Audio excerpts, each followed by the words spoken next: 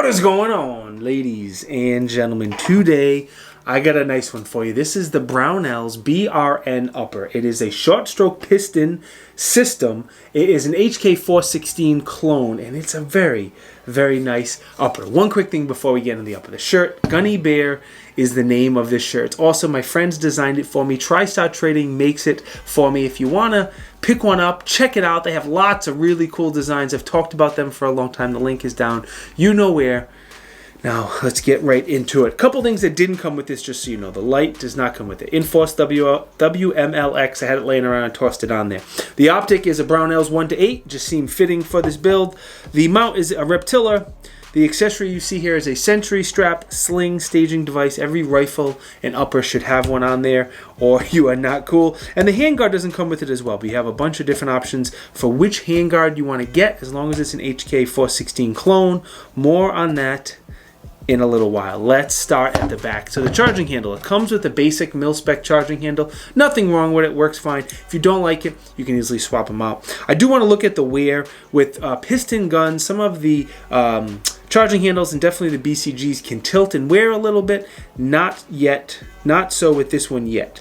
On the top of the BCG, you have a tiny top of the charging handle. Tiny little bit of wear, but not bad at all. The BCG overall is pretty nice as well. The carrier is made from 8620.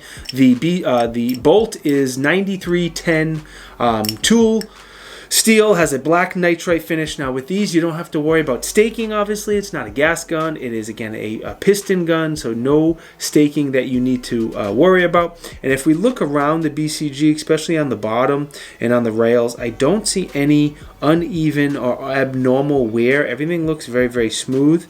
So far, so good there. The upper is forged. It has a black anodized finish to it. There are some tool marks on it. I'll try to get nice and close so you can see it. I don't think it's a big deal or a problem, but excuse me, I'm dying. I want to make sure you see it. It also has a forward assist, has a shell deflector, and it has a plastic Magpul dust cover.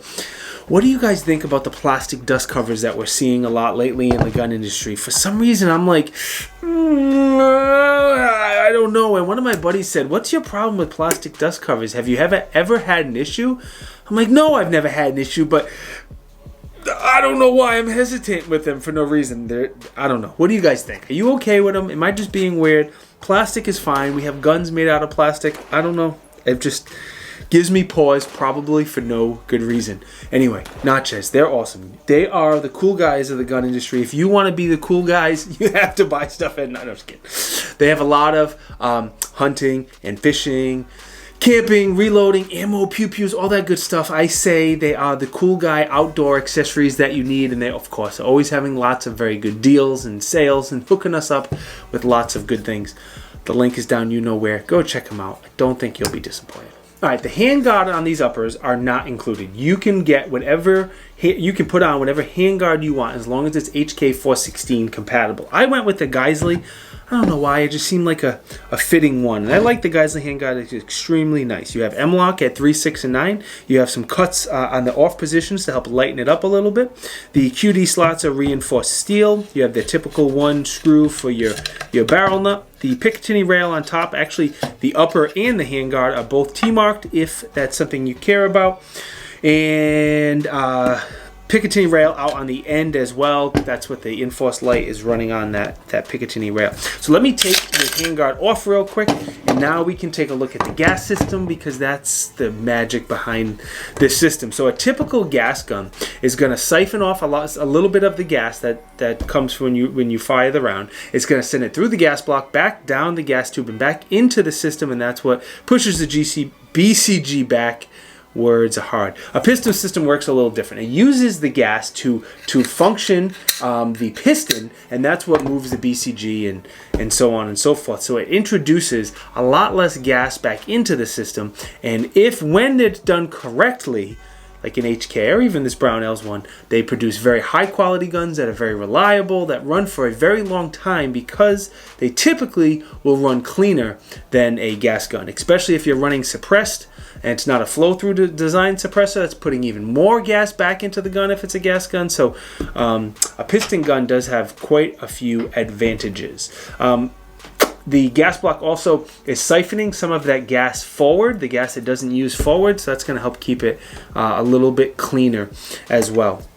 Now, they're available in several different barrel lengths. You can get it in a 10.5, a 10.4, 14.5, or a 16-inch barrel. And they're all made by Faxon for this particular build.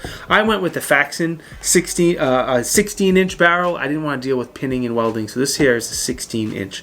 They're all 5.56. They're all button rifled, which is good. Button rifle is good, affordable barrel. 1 in 7 twist, nitride finish. You can get it in either a medium or a heavy profile. The medium is typically light, a little bit lighter weight. Heavier is going to stay a little more accurate when you're really mag dumping and heating that barrel up. So whatever you prefer, I probably would go with the heavy barrel, even though I went with the medium one. Either way, they are good, affordable barrels. The threads are 1/2 by 28, very, very standard there. I have I don't know if this is made by BCM or not. It's an extended flash hider on here. They work great for an affordable option. A couple of things I want to stress about this upper. It is made in the USA. Whoever makes it for Brownells, I don't think they're making it themselves. Who knows? Maybe they have a machine shop. Either way, it's made in the USA, and it's 1,200 beans.